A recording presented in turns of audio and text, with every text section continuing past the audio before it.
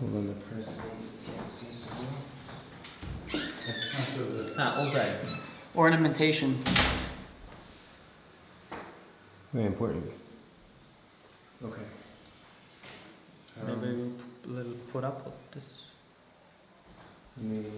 Bunun üstüne koysalar. Maybe you will. Okay. Bunun üstüne burada. Jeff, Yeah. maybe you can put it on the. No, it's okay. It's okay. This is a really good shot. I just wanted to get a little bit closer. Bir tanesini de daha yakından koymak ister ki This is uzaktan çekip bir tanesi de yakından çeksin.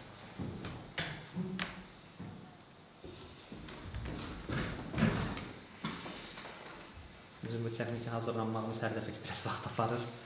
Koşub hazır. Get the shot set.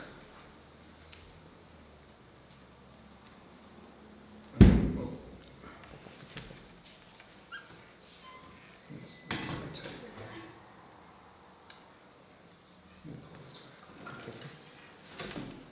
Be careful the microphone. Yeah.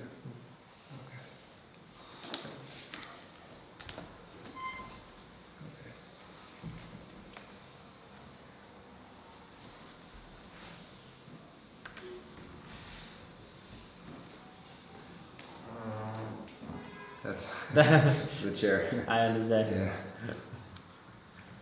Or is your stomach it's hungry? No, the flag is away. It's an awkward moment. I'm just gonna. Do we have something else I can? Put on? This is good.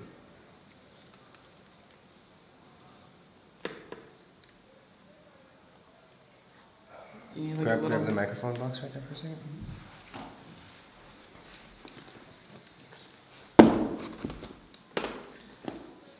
This is. Okay.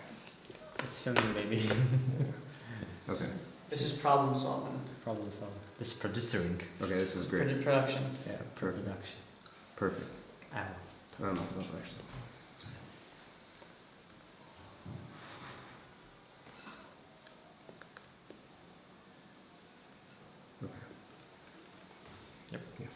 Zəhmət olmasa sözünüzü təqdim edin. Vəzifəniz və burada icra edin. Şahmar Şah Hüseynoğlu Subov, Tell him to make 1953 eye yılında. contact with you. Tell him to make eye contact with you. Zəhmət olmasa ora bunların heç kim, sadəcə mənlə. Elə bir heç kəs yoxdur, ancaq siz də mən. Yeah. Zəhmət olmasa sözünüzü təqdim edin. Şahmar Şah Hüseynoğlu Subov, 1953 yılında Xocalı şəhərində anadan olmuşam. Hal-hazırda Xocalı bəyin icra hakimiyyətinin başçı vəzifəsində işləyirəm.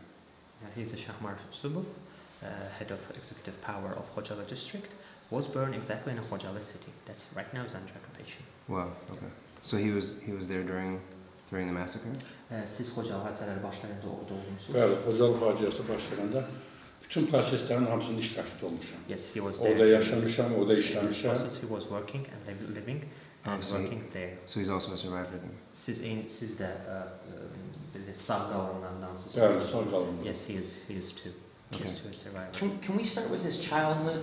Tell us his memories growing up and his family's connection to this wonderful land, Khojalı. Xocaldakı ilk olaraq Xocaldakı uşaqlığınız haqqında biz sizdən soruşacağıq. Yəni uşaqlığınız necə keçib? Xocalı sizin uşaqlığınızın Xocalısı necə bir? Xocalıda mən kəndli ailəsində doğulmuşam. Atam, anam savxozda fəhlə işləyiblər. Atam maldarı ilə məşğul olub, savxozun mal firmasında, təsir mal firmasında maldarı ilə məşğul oldu. Anam isə tərbiyəçiliklə, üzümçülüklə məşğul oldu. Daimi kənd həyatı keçirmişik gözümü açandan. Evimiz olub, kiçik də olsa, ailəmiz böyük olubdu. 8 uşaq olubdu ailədə, 2 qız, 6 qardaş. Və ancaq kənd təsərrüfatıyla, heyvanlarla özümüz də ailəyə kömək, dəstək məqsədlə məşğul olmuşuq daimi ailə ilə bir yerdə. Və orta məktəbi Xocalıda, yadımdadır ki, mən hələ 1961-ci ildə Xocalıda ilk işıq çəkildiyi, o vaxtlarda mən birinci, ikinci səhvdə oxuyan vaxtlarıdır. Bizə ilk öyrədə işıqlar yoxdu. Sonra Xocalıda orta məktəbi başa vurmuşam, ali təhsili almışam. Sonra isə Dağlıq Qarabağda, demək olar ki, daimi Dağlıq Qarabağda işləmişəm. Orada ayrı-ayrı vəzifələrdə. He was born in a small house. His family was quite big, like 2 sisters and 6 brothers, totally 8 children in their family. Totally the family was living simple village life. And he remember Hocalı in that part when there even wasn't electricity. First electricity was put up in Hocalı in 1961, and he was finishing the first degree of school. And he remembered that God bless. And he remembered that the time of Hocalı there wasn't in that time. Can you ask me if you can to paint in descriptive language his most memorable childhood experience? Say, when I was 7, I remember going to the river with my brother. Hocalı'da uşaqlığınızdan, Hocalı'da en yadda kalan bir hadise mi diyeyim, xatirəniz nədir? Sırf ama uşaqlıq dövrünüzdə. Uşaqlıqda daimi futbol oynuyorduk biz. Futbolu çox sevmişəm. Çox sevmişəm futbolu. Daimi o qonşu kəndlərlə, yaxın kəndlərlə bir-birinə o futbol oyunundan keçirərdik. Bizim öz vaxtı Xocalılar əhali erməni içində az sayılı kəndlər olsa da, ancaq idman bizdə çox yüksək səviyyədə inkişaf eləmişdir. Və bizim daimi deyim olar ki, Xocalı Dağlıq Qarabağın bir futbol mərkəzi idi. Və biz orada daimi deyim olar ki, bütün Dağlıq Qarabağın o vaxtki Stepankerni, Xankəndini ki, mərkəzli Qarabağ klubu vardı. O klubdan başqa deyim olar ki, Dağlıq Qarabağda elə bir komanda yoxdur ki, bizim qarşımızda dözüş gəlsin. O vaxt biz ilkin başlayardı sevinç, uşaqlıq vaxtında.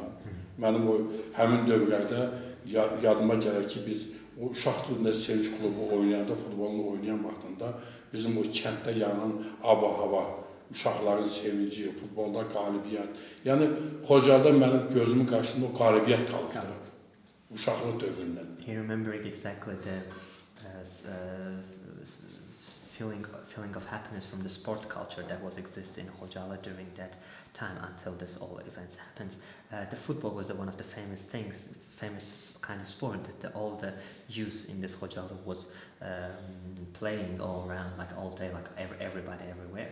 And they used to get competition between the youth from other villages, border villages, and it was quite interesting and funny for them. And he still remember that feeling of win in this competition. And in his eyes, Hocalı is still a place like heart of the sport of Nagorno-Karabakh territory. And today, right now, we have the Karabakh football team. Used to the office of this team was situated in Karabakh just until the occupation, and this team was the only one that can go against for them and sometimes win. Totally, they are winning any other team that wasn't there. Tell them that must have been an amazingly fun childhood, and I can relate.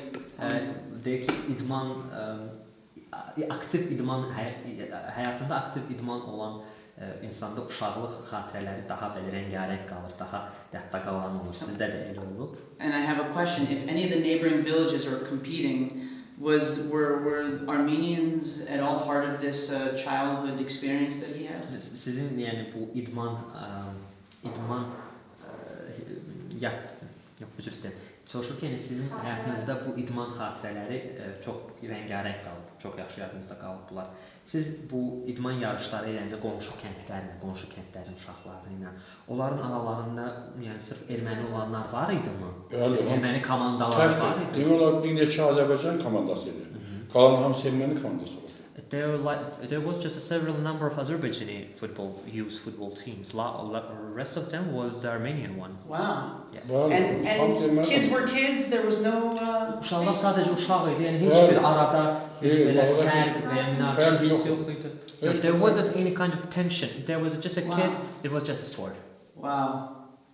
So why does he think this happened? Why does he think the Armenians decided to do Yaxşı, this? bəs siz necə fikirləşirsiniz? Necə oldu ki, bəs onda belə bir hadisə baş verdi? Necə oldu erməni ictimaiyyəti bir gecədə birdən belə dəyişdi və bu Xocalı faciəsi baş verdi? Daimi bizdə təsərrüfatda işləmişəm. O işləyən vaxtında bizdə rayon da erməni rayonu idi.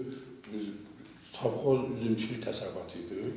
Bizdə oradan üzümçülük şərabçılıq komitə vardı. O komitə də erməni, bəli, mütəxəssislərin əksəriyyəti ermənidir. Azərbaycanlılar tək-təkdir orada. Mən daimi mühasib işləmişəm, iqtisadçı işləmişəm, bankda işləmişəm. Yəni daimi onlarla əlaqədə olub işləmişəm mən. Demək olar ki, 74-cü ildən 92-yə qədər mən onlarla daimi və təmasda olmuşam, açotu, hesabatı, getmişəm, gəlmişəm bir yerdə. Bizim savxozda mən baş mühasib işləyim, baş iqtisadçı idim. Agronom erməni oldu, zootexnik erməni oldu, həkim qarışıqlı hamısı. Və bizim savxozun tərkibində ermənidən Azərbaycanlı bir yerdə işləyir məsələn. Belə bir vəziyyət idi bizim əvvəllər. Da 85-ci ilə qədər. Sonra 85-dən sonra başladı bu proseslər. İndi tərcümə ediyorsun, danışın. Sizə necə rahatdır? Hə. Sizə necə rahatdır? Yəni siz tərcümə. Hə, danışın sonra. Telling that during from 1974 until 1992 he was working in the village in the village sphere and most of workers was Armenian people. Azeris were the only several numbers of Azeris was working there. He was the leading economical specialist of this village, let's say, and a lot of number Armenians was in a different positions, leading the different positions like the doctors or any other stuff was really Armenian, and there wasn't any kind of tension until the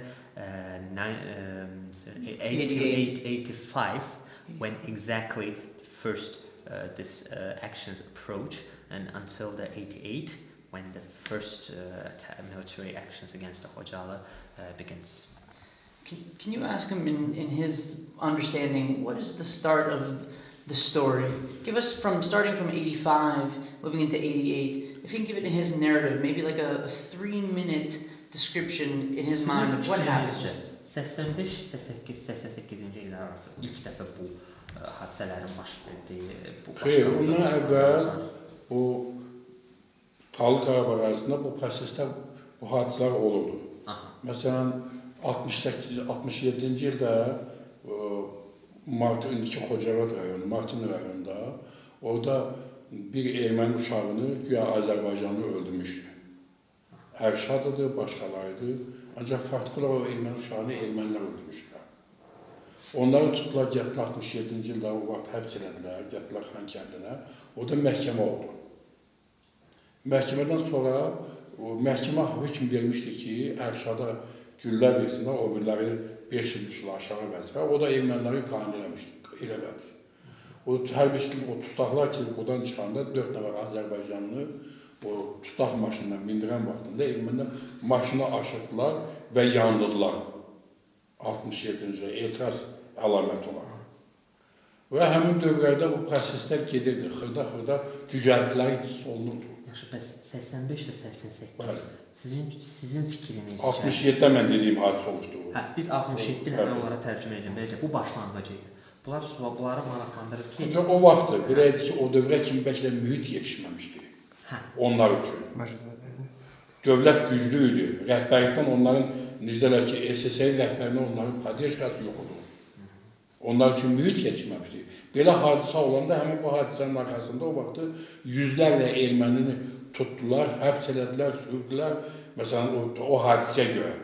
Yəni, ermənilərin o vaxtı belə hadisələr başını qaldıran vaxtında adını qoydular sosial məsələ. Qaldıranda o vaxtda dövlət reaksiya verirdi. Və o reaksiya ermənilər gördü ki, bu mühit yetişməyib və onu dayandırırdılar. He's telling that this kind of first actions, not exactly military, but the tension between the populations begins in early 1967 years, when first step was when Armenian people say that Azerbaijani guy killed Armenian guy, let's say, and there was a court in the Khan Kendi city of this Nagorno-Karabakh region, where the court make a statement and give that he's a guilty, Azerbaijani guy is a guilty, and give them and give to him neçə il 67-ci il. Yox, yəni neçə il verdi məhkəmə o Onlara 10 il, 8 il belə iş he vermişdi. he said that Sübut they're yoxdur onun guilty. deməklə. But there wasn't any kind of provement exactly showing that Azeri guy killed this Armenian guy. But court gave them 10 years of the jailment. But even this Armenian population wasn't. They doesn't accept this. They said that it's too easy. Like he go out too easy. Even in that case, they attack exactly the car which was transforming the jail persons from court to jail. They crash it and burn it. But in that time, during Soviet Union, 67, Milli Mərkəzi şəhiddə o. yeah, this kind of stuff was was interpreted like a national tension, and this government of Soviet Union never let this kind of stuff continue. It was always cut down by the root every time when it's happened. So Armenia understand that during the Soviet Union they won't be able to make any kind of this military action, this nationalist actions against Azerbaijanis. Bunlarsa sırf sizdən soruşurlar ki, yəni belə deyək, 85-88-ci illər arasında sizcə bu Xocalı faciəsinə başlanğıc, Erməni-Azərbaycan qarşıdurmasına başlanğıc, sizcə nədən oldu, yəni nə idi? Təkmi torpaq idi mi? Bu ya belə deyək, dinlər arası mı mübarizə idimi? Bu xalqlar arası mı mübarizə idimi? Sizcə necə, nə idi bu? Ermənilər Azərbaycanlılara qarşı soyqırımını tək 85-90-da yox. Tabii bu məsələ gedir çıxır tarixin, əsrin əvvəllərinə. Yəni bu indi ermənilər də məsələ qaldılar soyqırım Türkiyə ilə bağlı. Əslində götürsən Türkiyədə o vaxt görülən millət ki vardı, o da Azəri türklər olub əksəriyyəti. O vaxt olanların orada əksəriyyəti istər o vaxt ki İvdirdadır, istəyir orada Ərzurumdadır, istəyir başqa Qarsdadır. Yəni onların əsas qırğın olan əraziləri ki var. O həmin ərazilərdə əsasən mən sizə deyim ki, orada o ermənilərin soyğununa məruz olan insanları və eynilə də Cənubi Azərbaycanda olanlardır. Hamısı Azəri türklərdir. Və həmin dövrdən sonra əsrin əvvəlində bilirik ki, Bakıda Azərbaycan Respublikasında nə qədər qırğınlar törədilir. Və eynilə də ki, bu Qərbi Azərbaycandakı Ermənistan ki deyirlər, həmin ərazilərdə törədilirdi. Bu erməni faşizmi götürəndə tarixini gedib çıxır 200 il bundan öncəyə. Yəni ermənilərin Avropadan, ərəb dövlətlərində oradan Türkiyəyə yanına və gəlib Azərbaycan ərazilərində çıxmağı əvvəldəki dövrdən ermənilər belə bir qəsblərlə məşğul olub və bugün də gedirlər. Mən sizə bir şey deyərdim ki, bəlkə də hardasa götürsəm bu 2-ci Dünya müharibəsində ki, Alman faşizmi deyirlər, o faşizmin kökündə bəlkə də ermənilərdir. He's telling that history of